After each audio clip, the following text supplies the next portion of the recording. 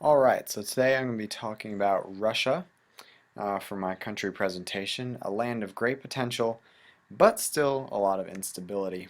So we're going to go into a pest analysis of this country. So we're going to start off with the political, and we're going to start with our tax policies. Typically they're flat or regressive tax policies, and typically there's about a 13% individual income tax.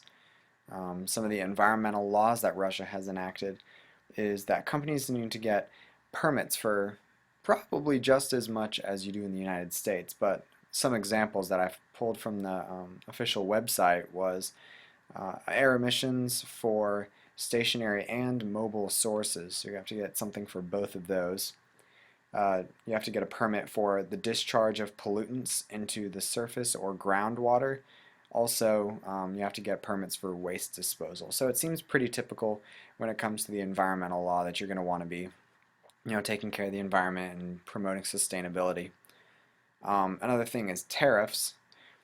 Tariffs I was pretty surprised at. We had about 97 chapters in the manual, on the online manual, and they just ranged from absolutely everything. So I was actually very surprised that there were as many tariffs as there actually were.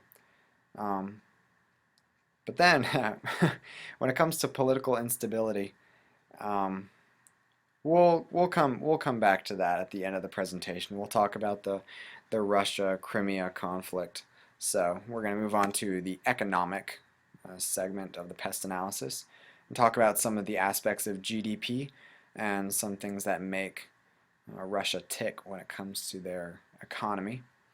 Their GDP composition is 4.2% agriculture, 37.5% industry, and it is 58.3% service-based. So it's a very, very service-heavy industry, which has shifted over the past 100 years. The GDP growth rate is 1.3%. The purchasing power parity is $2.553 trillion, which is a lot of money for a GDP. And then you have your interest rates, which is 8.25%, and your exchange rate, which is 31.82 rubles for every $1. So it definitely has, it's not as strong because I looked over the past, I think it was a five-year period, and it's increased about 5 rubles to every $1 over the past 5 years. So it's been progressively losing value. Their inflation rate is 6.8%, which is pretty, you can imagine is a little typical. But if you ask Dr. Lay, the United States is much, much higher than that. So very interesting. Also, the unemployment rate is 5.8%, which is arguably, we'll say, lower than the United States. And I left something down here at the bottom from Market Watch. And it's talking about the Sochi Olympics and how it's very, since Russia is part of the BRIC, which is a collection of emerging economies, Russia is a very interesting economy. They spent more money than ever on an Olympics. It was over in like the 50 billions, and then it ended up being very poorly planned and very poorly staffed and not very well done when it comes to the housing, and especially the housing and the hotels. So the joke and unfortunately the reality of it is that investing in Russia is no longer as significant as it used to be. Over a short period of time, there was actually a significant decrease, even just over the course of the Olympics, a significant decrease in investment in Russia. So their FDI significantly decreased. So browse through this article. This is a very, very interesting one to look at. So we'll go ahead and hop back to the presentation. We'll talk about the social aspect of the pest analysis. Their health consciousness, they spend about 6.2% of their total GDP on health-related products. So it's pretty average. I think the average was like 5, I think it was, about 5% for the average. So it's just over. The population growth rate is actually at a negative right now. It's at negative 0.03%, which is pretty unfortunate because they haven't been replenishing their population as quickly. Some of the age distribution, you have from 0 to 14 years old is 16.4% of the population, 15 to 24 is 10.7, 25 to 54 is 45.8%, and then 55 to 64 is 13.3%. So 65 years and over is 13.1%. So you have the career attitudes of the people in Russia is your agriculture is 9.7%, industry is 27.8%, and your services is 62.5%. So you have all those different aspects of the social area all combined together. It's a very interesting country that's not really replenishing itself, which actually in the long run will actually end up hurting them severely. And when it comes to the technological aspect of the PEST analysis, you have GDP expenditures actually doubled from 1998 to 2008, which is really very, very interesting. The R&D, the research and development forecasting that was done, is $38.5 billion, which is actually a 4% increase from 2012. So it's very, very significant. They've been really looking to invest more and look more into researching and developing improved technologies. Unfortunately, though, Russia encounters a lot of significant geographical difficulties with their lack of access to seas and just their mostly landlocked nature. It's very hard for them to have natural access and natural advantages.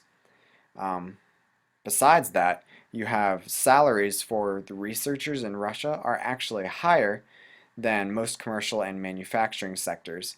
However, they are still only a fraction of what the United States, Germany, South Korea, and other Western countries pay their researchers. So there isn't a whole lot of incentive for you to put the money into the education and go into research and development for Russia when you're going to be paid significantly more in the United States and Western Europe. When it comes to outsourcing, most of the outsourcing that Russia does is in the IT services arena. So now, the time that you've been waiting for, the discussion of Russia and Crimea, the conflict there. So you have the origination. This is it's a little bit of a complicated scenario that was presented. Is that many Crimeans actually consider themselves to be Russian. And Russia annexed Crimea back in 1783, and it's kind of flip-flopped ownership over a past while. It was transferred over to Ukraine and then back to the Soviet Union in 1954. So it's kind of this half-independent state. It reports to Ukraine, or reported to Ukraine, I should rather say, until recently.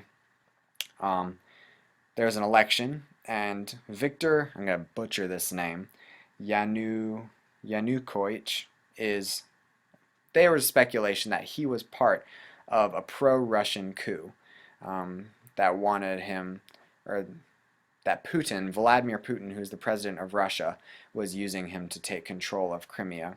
And the reason why there's a lot of speculation about this is because Putin actually bought $15 billion worth of Ukrainian debt. So this region is actually 58% Russian.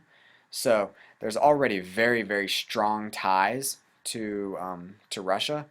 So it's no surprise that this conflict has been having such a personal impact for a lot of people.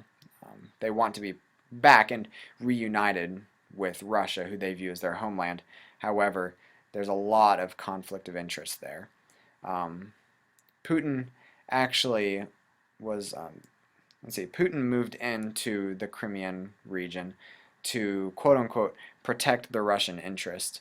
And he denied a lot of uniformed soldiers being present. He said that they were actually not a part of the Russian military. They were pro-Russian advocates, and that's all they were. But many spectators said that they were really well trained, everything about them was very prepared for this conflict. So it seemed like it was hard to believe that these were not trained Russian troops. Um, so also, some of the other global responses that have come from this is that Ukraine elected a interim prime minister, Yatsenuk, and he says that they are going to never surrender to Russia, and that's what he's looking to fight for. However, Yanukovych is still saying that he is the president and he's still in control. So Putin is obviously highly in favor of annexing Russia or annexing Crimea, and he has taken drastic steps, and the Russian parliament has actually approved it, and he just recently actually signed it into effect. However, the United States and President Obama have not been looking at this situation as favorably and as a kind of romantic redemption of a country. They've actually been imposing sanctions on a lot of the major leaders in Ukraine and in Russia. They've been freezing their assets and travel capabilities. The European Union and the United States have both been doing this. So, however, in spite of all these sanctions, Putin is playing rough. He's not budging. He knows what he wants, and he's fighting for it. So there have been a lot of responses, and a lot of actions have been taken. And probably the people that are going to be hurt the most are the Russian people, because the European Union is one of Russia's primary trading partners, and the fact is that if these economic sanctions are passed and the European Union and the United States both cut ties and don't trade with them anymore, then the Russian economy is going to really, really suffer. And it just makes me wonder how far Putin and the Russian parliament are willing to go to annex this region of Crimea, because they've already successfully accomplished this, but the conflict is still ongoing, and every day BBC News releases an update, and I actually copied the link on here if you guys would like to follow that and just copy that into your browser. It's very fascinating to see how it's unfolding. It's very confusing as well, because you can't really get a holistic perspective on how everyone is feeling, obviously. So it makes things very difficult.